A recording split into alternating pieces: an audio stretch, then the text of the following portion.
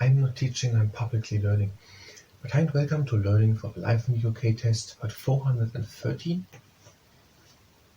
Foreign leaders. While doing leg stretching, and if you participate in the leg stretching, you can set your arm. Let's start with the first exercise. We're bringing one leg in front with the heel onto the ground. And we're putting the toes towards us, and that stretches the leg. And from time to time, we're going to contract the quad muscles. So starting with contraction of the quad muscles. Foreign leaders. There we have now Julius Caesar mentioned. Julius Caesar, he was a Roman emperor, and in 55 before Christ, he tried to occupy England. There was an invasion, but they weren't successful. And that's it. All what is written in this book. Then there was Emperor Claudius. He came in 43 after Christ. And they were more successful. They were really single contraction. But we give you such. And great parts of Britain were occupied by Romans for around 400 years. But not Scotland. And then Emperor Hadrian, so during the time of contract again, of Roman occupation, of the time when Britain was part of the Roman Empire. There was Emperor Hadrian, was in Rome the leader, and he let build the Hadrian's Wall. It's pretty much on the border between England and Scotland, to keep the Picts out, who were in Scotland. And that Hadrian's Wall is a part of the UNESCO World Heritage, site. And also two castles, two forts along this Hadrian's Wall, which have a name. We're releasing the contraction. I'll give you the next bit.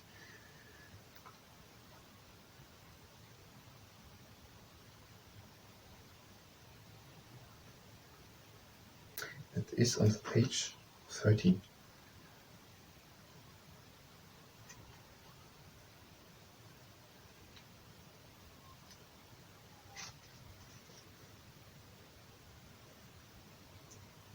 Housesteads and Vindolanda.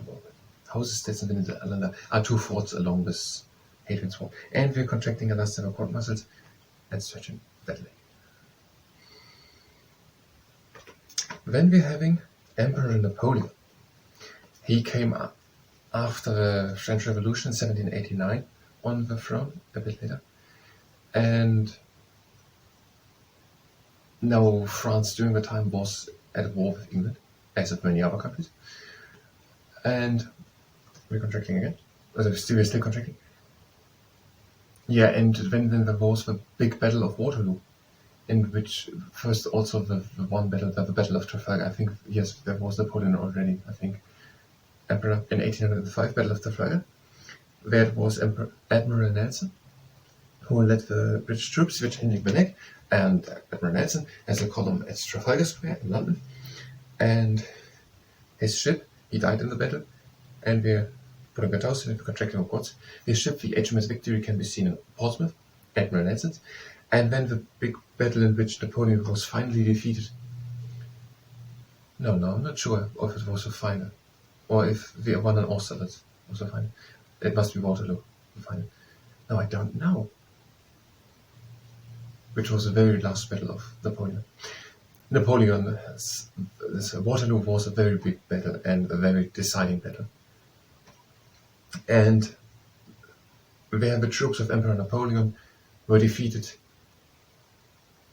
I think there were more countries present, because I just said Napoleon was at war with many different countries, France.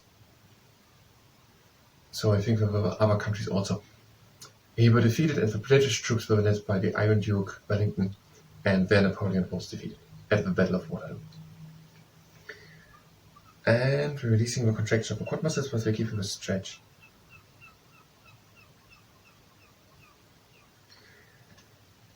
Archduke Franz Ferdinand. He was, how does it say?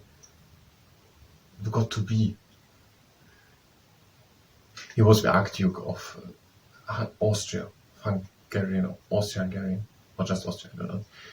So he was the one who had got onto the throne in Austria in 1940 was it, for example, in that year.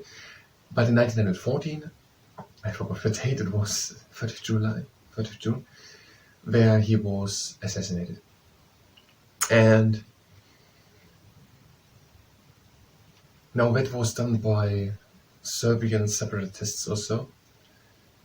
And the German Emperor William II we were contracting, and we are putting it also, did immediately jump to the side of Austria and said we're going to immediately support Austria, and declared also war on a country.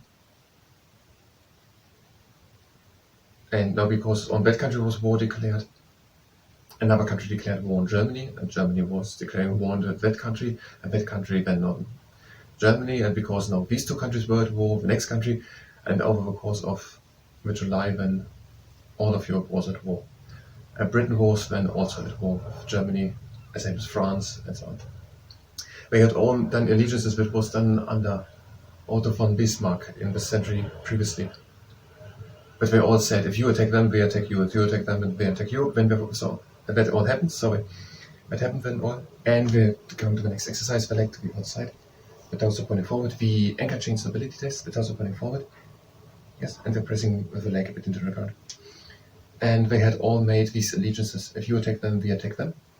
And now when they had all made the military up, Germany, a very strong navy like England had, and so on, all was militarized.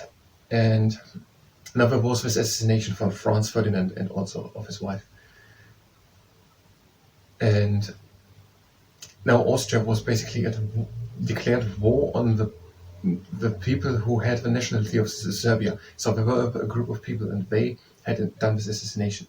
And now the origin country of these people, I think it was Serbia, Austria declared war on them, I think. Austria-Hungarian, that was one country. And Germany did immediately say, we support Austria. And so Germany was directly at war. I don't know the proper name of Germany back then at the time. And now that country was at war, and then that country that followed when the next country declared war on Germany, and because when these two were at war, the next country declared war on them, and so on. And at the end of 1 month, every day another country was declaring war to England. England was at war, also with Germany. So that was basically the ignition point of the First World War, the assassination of the Archduke Franz Ferdinand. But it was all set up.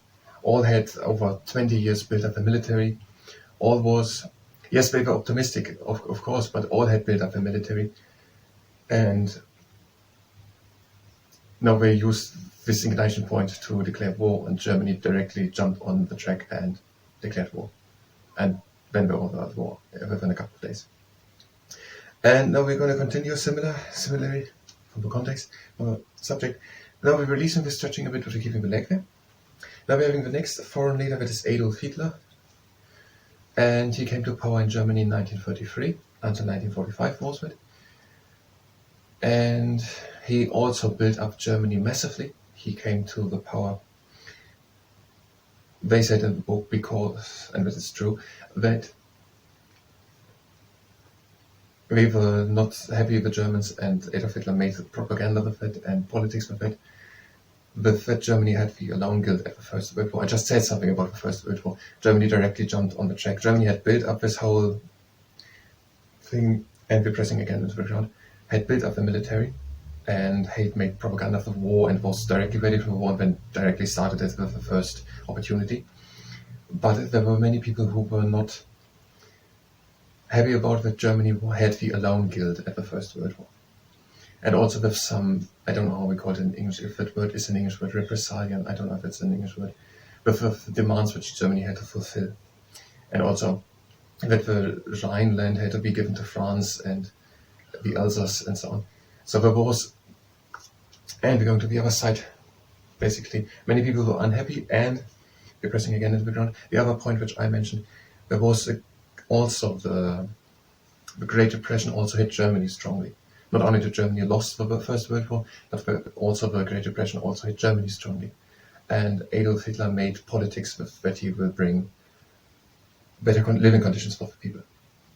And now when he was at the power, he got more and more power, so it did not happen just in 1933 in the democratic votes, but in the democratic elections. But then over the years, he got more and more power just to him until he had the full control over the commands over the coming completely 15 years, basically. It did not just happen in a few days or even years during the whole time. That he got more and more power to his position.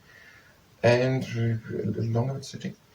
And he built up then the German military, and he was convinced that Germany should reign over the world, and also that the German people were better people than other people. And then he started in 1939 with this war. In 1938 he had already annexed, I don't know how now the proper term would be,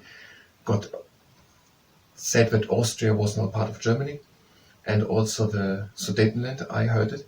Someone saying in English since we talked about it. It is known in English as Sudetenland.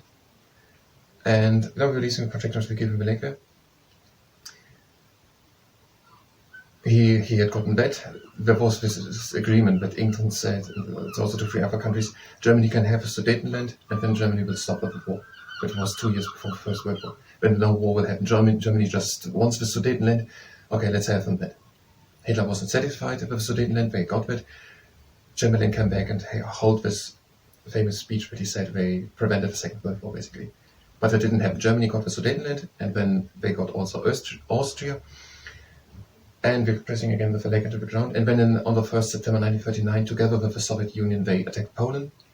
And on that then brought the Second World War into living, into life. It happened then.